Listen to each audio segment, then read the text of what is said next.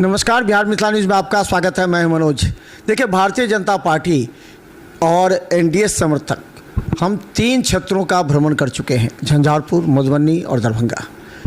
ये सभी कहते हैं कि जो चुनाव जीत के गए 5 साल के बाद आ रहे हैं, वो भी जनता उनको रिस्पांस नहीं ले रही है।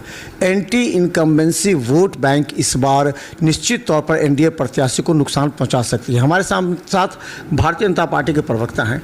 ये एक सर्वे रिपोर्ट है। चुनाव जीतने के बाद कोई भी जीते हुए प्रत्याशी जो एनडीए के हैं वो नहीं गए। मोदी के नाम पर सब चुनाव लड़ना चाहते हैं। ऐसा पहली बार हो रहा है कि मोदी के नाम पर चुनाव लड़े?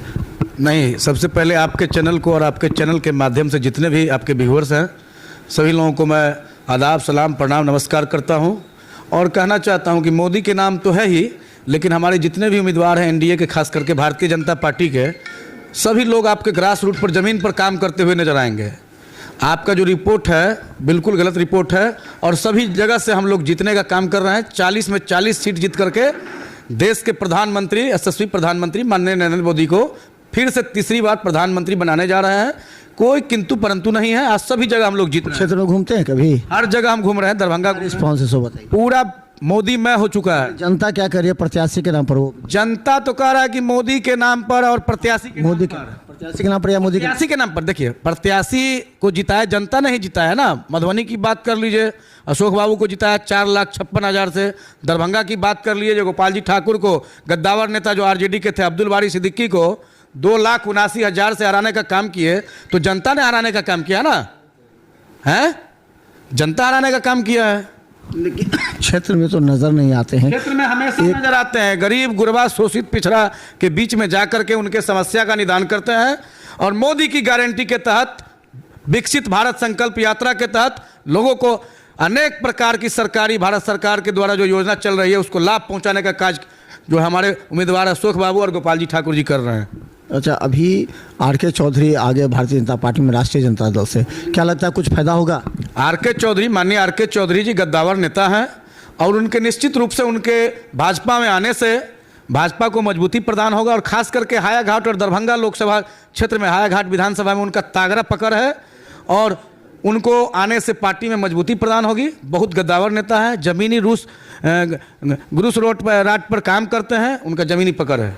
ललित यादव के साथ रहते थे। ललित यादव भी कह रहे हैं कि जो ये अलग अलग पार्टी में गए हैं, आए हैं, तो ये मेढक हैं। तो किस तरह उनके प्रति जो साथ में रहे हैं, किस तरह लगता है कि ललित यादव के साथ रहते हुए आर.के. चौधरी काम कर पाएंगे? देखिए, कृष्ण और सुदामा का मित्रता का आप लोग इतिहास में जाने होइएगा कि भगवान कृष्ण जो है सुदामा से किस तरह से मित्रता निभाए थे, उसी तरह से आर.के. चौधरी जी और माननीय विधायक है ग्रामीण के ललित जी मित्र हुआ करते थे। और क्या मजबूरियां हुई जो दोनों में बेवफाई हो गई। कुछ तो कारण होगा ना, कुछ तो कमी होगा, मान सम्मान में उनको कोई ठेस पहुंचा होगा।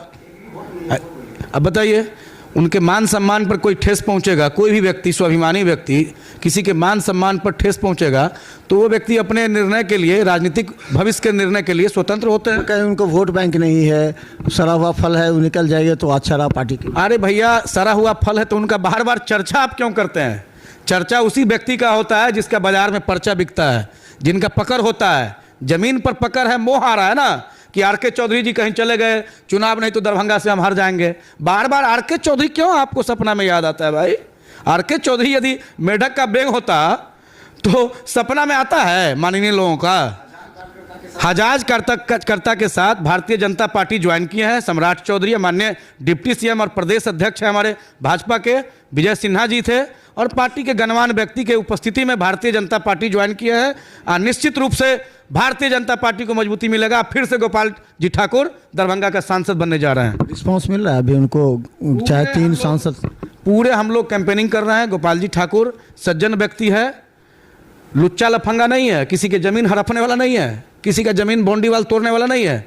किसी पंचायत से लेकर के पार्लियामेंट तक पहुंचने का काम गोपाल जी ठाकुर जी ने किया है और एक एक व्यक्ति को सम्मान देने का काम करता है, तो उसका नाम है गोपाल जी ठाकुर। एयरपोर्ट बनवाने में उनका क्या योगदान है, एम्स लाने में क्या योगदान है, आप दरभंगा की जनता नहीं जानते हैं। बहुत सारा उनका कल्याणकारी योजना है सांसद निधि से, जिन्होंने प्रधानमंत्री जी का ध्यान आकृष्ट करके उन्होंने दरभंगा के सरजमी पर उतारने का काम किया है। क्या बाकी रह गया बताइए? आर.के. चौधरी बहादुरपुर से जब चुनाव लड़ते हैं तो 70,000 वोट उनको आता है। बताइए, उनका फिगर नहीं है, कुछ कमी होगा ना। मिथिलांचल में सबसे कम वोट से हारे हो, 1600 वोट कोई होता है। और वे भोला यादव जो लालू का चपरासी है, पानी पिलाता है भोला, वो पार्टी के साजिश के उसको उनको हराने का काम किया। वो चुनाव कहाँ हारे थे? भोला यादव उनको चुनाव हरवाए, अपने आदमी को पैसा दिलवाए और जा करके उसका आदमी मोबाइल बंद करके रात में सो जाता है। तो चुनाव जीते हुए थे आर.के. चौधरी जी, बहादुरपुर थे। बहादुरपुर की जनता ने उनको अपार मत देने का काम किया, तो चुनाव जीते हुए थे। तो चलिए देखिए, भारतीय जनता पार्टी की साख इस बार मोदी के चेहरे पर है। जनता कह रही है प्रत्याशी 5 वर्ष में नहीं आए, लेकिन हम मोदी को वोट देंगे, प्रत्याशी को नहीं। लेकिन ये सवाल उठ रहा है कि आखिर प्रत्याशी जीतने के बाद क्षेत्र में काम क्यों नहीं करते हैं। आर.के. चौधरी भारतीय जनता पार्टी में शामिल हुए हैं, उससे क्या भारतीय जनता पार्टी के प्रत्याशियों को फ़ायदा पहुंचेगा? क्या वास्तव में क्षेत्र में जाकर के आर.के. चौधरी काम करेंगे? और आर.के. चौधरी को भारतीय जनता पार्टी के जो सांसद हैं वो या फिर इस बार प्रत्याशी कितना रिस्पांस देते हैं, यह आर.के. चौधरी के लिए भी एक बड़ी चुनौती होगी। देखते रहिए बिहार मित्र न्यूज़, यूट्यूब पर भी सब्सक्राइब कीजिए। धन्यवाद।